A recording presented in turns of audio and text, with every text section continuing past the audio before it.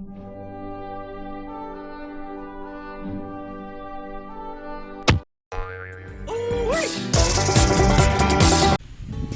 started by installing a $100 eBay roof rack. I wanted to secure the rack to the roof in a way so I can easily remove it. I drilled 4 holes in the rails on the rack, then drilled through the rack and through the roof into the 2 cross members. I then cleaned off the roof. I stuck the bolts through the holes, filling the holes with silicone, and then installed nuts and washers. I cut some rubber blocks from an old chalk to kind of hold the rack off the roof just a little bit. As you can see, it is rock solid.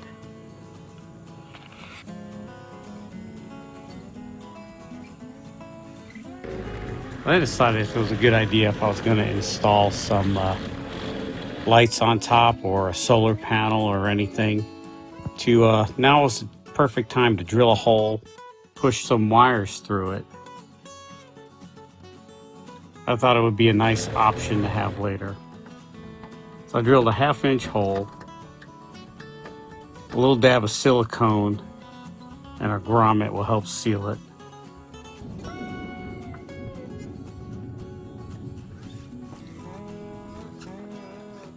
I then pushed 5 wires of different colors and various gauges through and sealed it up with silicone. I ran the wires down the wall into my little wiring compartment that I am making. Again, I have no plans to use these wires at the time, but if I ever do, it'd be nice to have the wires already ran. I don't have to remove my ceiling panel down or anything, and it's already done. All right, so I haven't worked on this thing in a long time. I'll have to look at the video to see where I left off, but I filled all the seams and gaps up in here with spray foam. Great stuff. Stuff is awesome. Kind of glued everything together and seamed some gaps. I'm not sure what I'm going to do for covering on this yet. I'm thinking about taking a piece of trim and kind of putting it on an angle like that,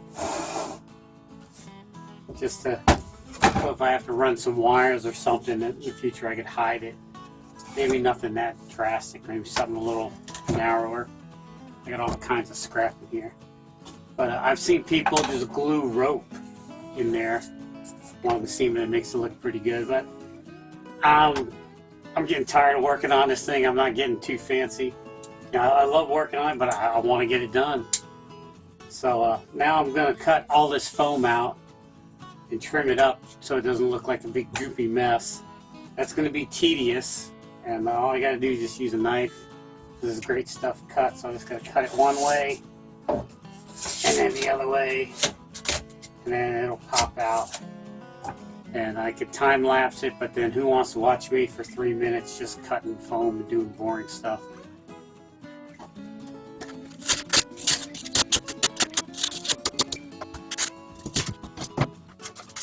What a mess I made.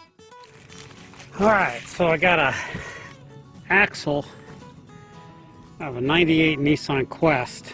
As you can tell, it drops down, but I'm going to turn it over so it actually drops up. I'm going to turn it so it drops down. I'm going to get rid of this backing plate and all this brake stuff because I don't need it. All I need is this nice free-flowing hub. And alright, so just got to put that in there like that. Well, can't do it in this backing plate is stuck on here, so a little tap and it comes right out, and that's what you want. And put that right back on there like that after we clean it all up. So to get that backing plate off, you have to take these 4 nuts off. To do that, you have to take this off, and there's a 36mm nut.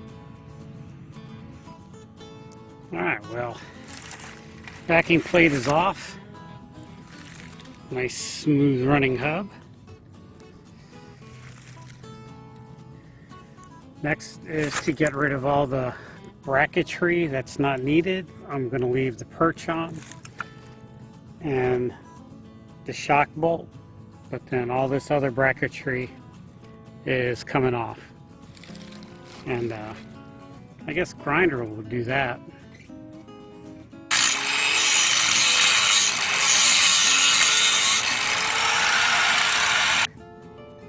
Grinder's taking too long. Say hello to my little friend.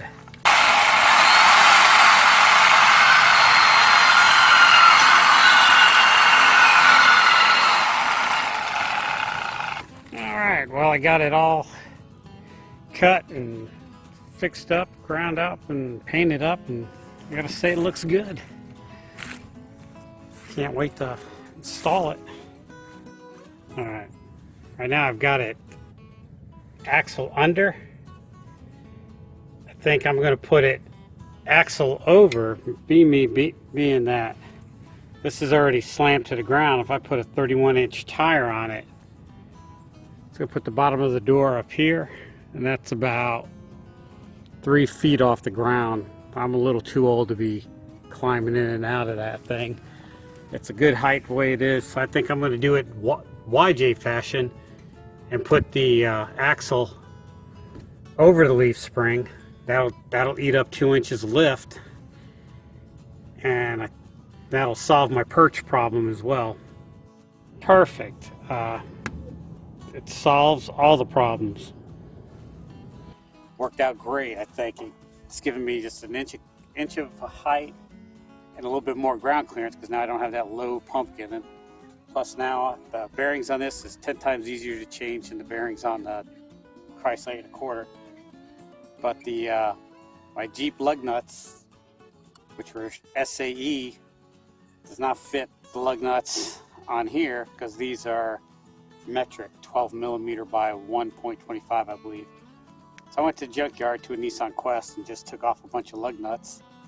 And for the rims I have, the lug nuts are not deep enough, so I can put them on there, but the wheel's still loose. So I had to order some lug nuts off of eBay for 20 bucks for 40 of them, I think, 20, whatever. Enough for 4 wheels, which I only have 2 wheels on here. So I'll have extra lug nuts. That I can't stand that. I hate that. I wonder if I could replace these with 1/2 inch lugs, because 12mm is almost 1/2 inch. Wonder if I can drill them out and just put a 1/2 inch stud in there, and then I can just have one lug nut for everything.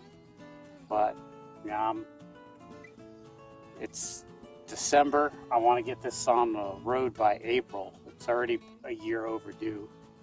But yeah, I've got some camping I want to do, and I'm dying to take it out there. So yeah, let's get to it.